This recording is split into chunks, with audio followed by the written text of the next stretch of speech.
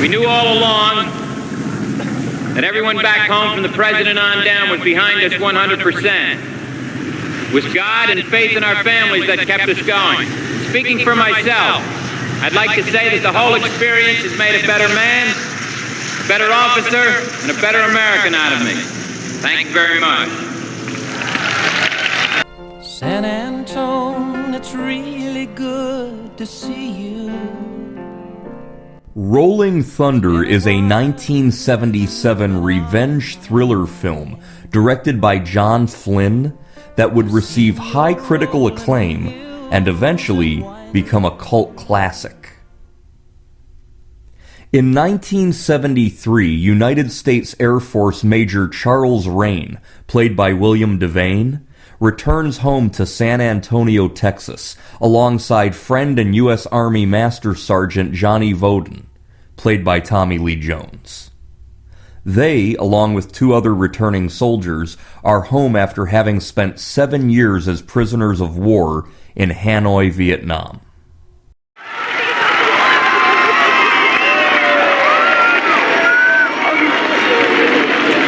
Hi, Daddy. Hello, son. How are you?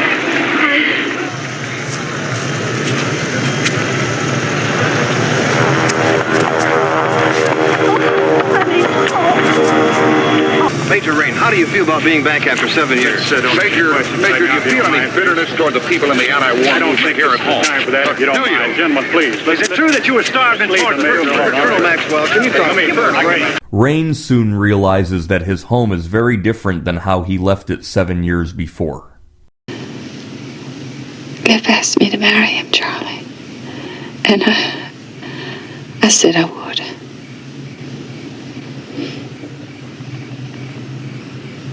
I don't think I'm up for any more of this. His wife Janet, played by Lisa Blake Richards, admits to having an affair and being proposed to by family friend and local police officer Cliff Nichols, played by Lawson Driscoll.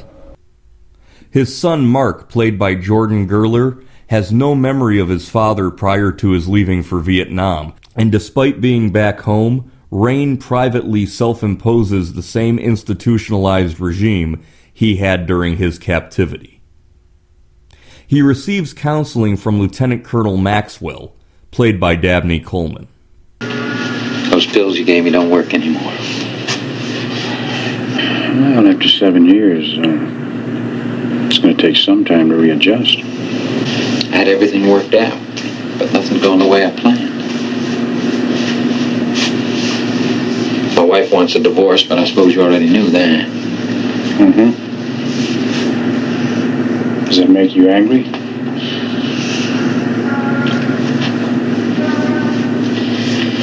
It's important to me that I stay close to my son. I won't let him go. You won't have to. At a ceremony celebrating his return, Rain is presented with a brand new Cadillac and 2,555 silver dollar coins, one for each day he spent as a prisoner of war. He is presented with these gifts by the local Texas Belle, who wore his ID bracelet every day he was in Vietnam, Linda Forshey, played by Linda Haynes. Soon after, Linda flirts with Rain, but he politely rejects her advances. I've been hoping to run into you like this.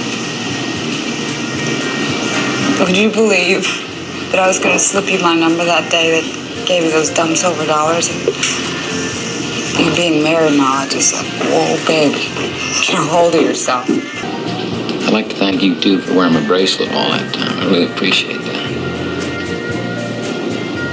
It's the very least I could do. I'd like to do more. Yeah, well...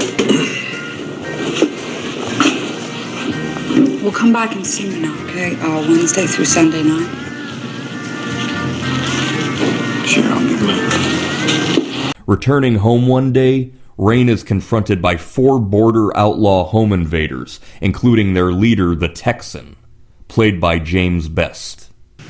Saw you on TV. You look good. You really did. You look good. We also saw him give you a whole shitload full of silver dollars. And me and the boys, we were in the neighborhood, and we thought maybe you should give us some of them silver dollars. Now, if you'll just be so kind as to tell us where all that money is, then we can just be on our way. No fuss, no muss.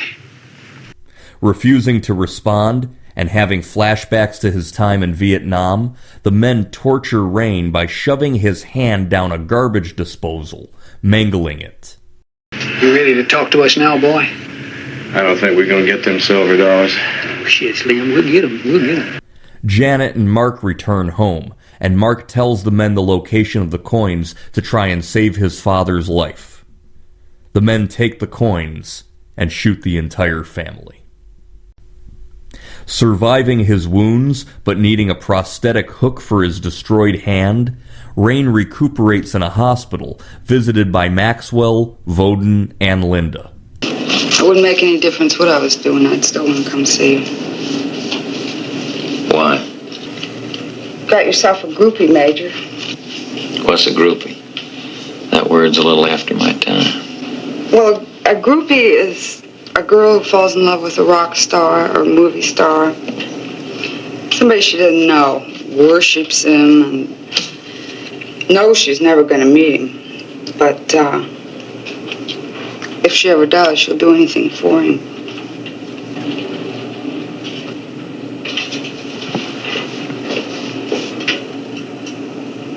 Anything she can.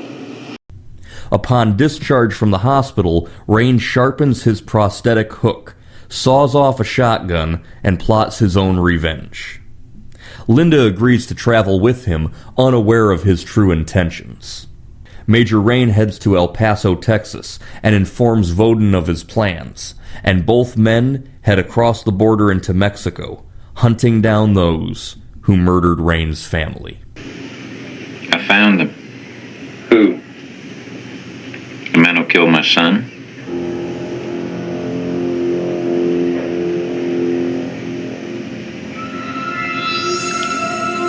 I'll just get my gear.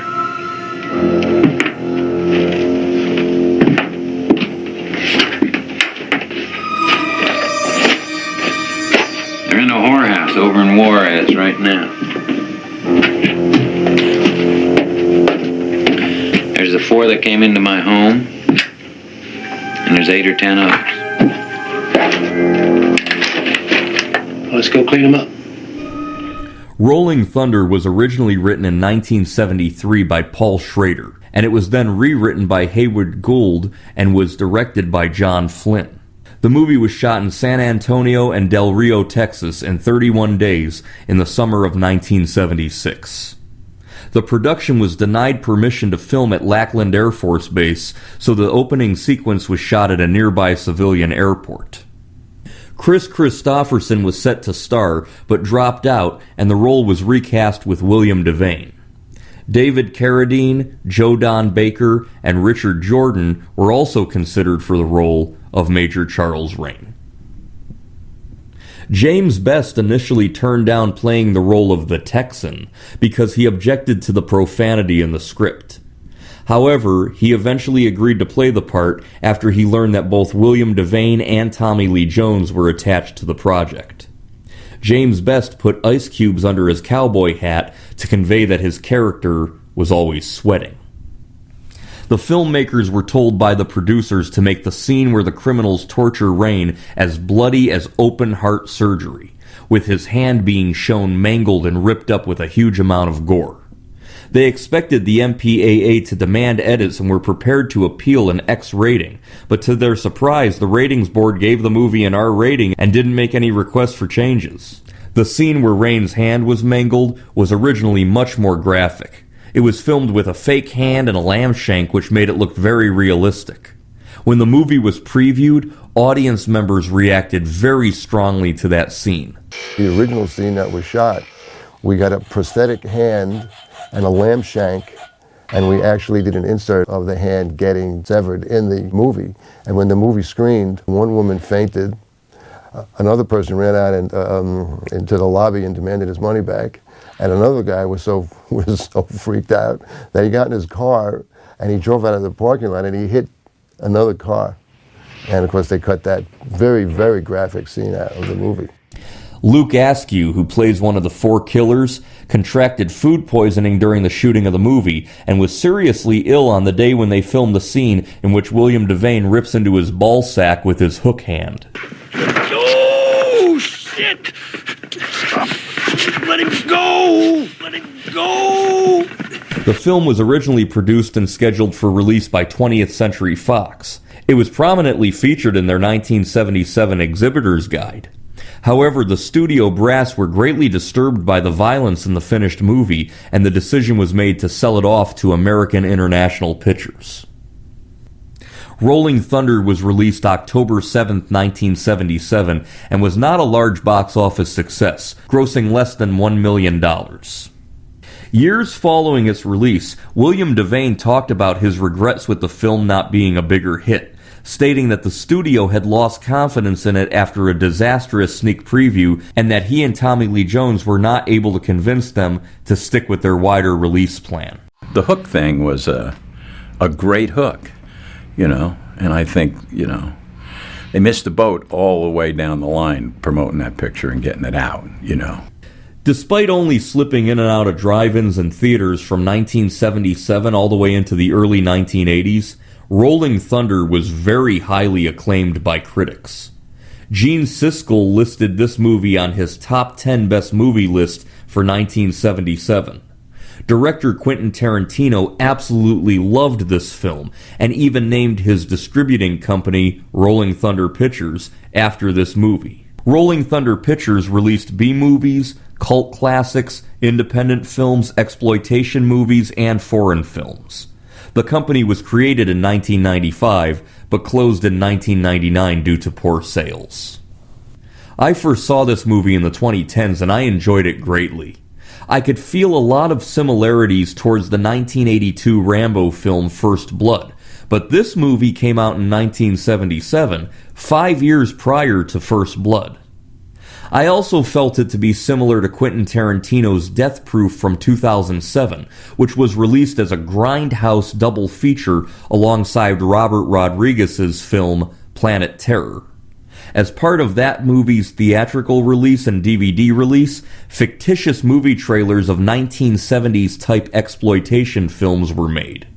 Some were filmed by director Eli Roth, who was also a huge fan of Rolling Thunder.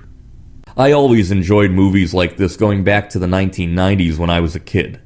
William Devane's a good guy, Tommy Lee Jones is a good guy, bad guys hurt innocent people, William Devane and Tommy Lee Jones hunt them down. It might sound simplistic, but it works for me. I highly recommend the 1977 revenge thriller, Rolling Thunder.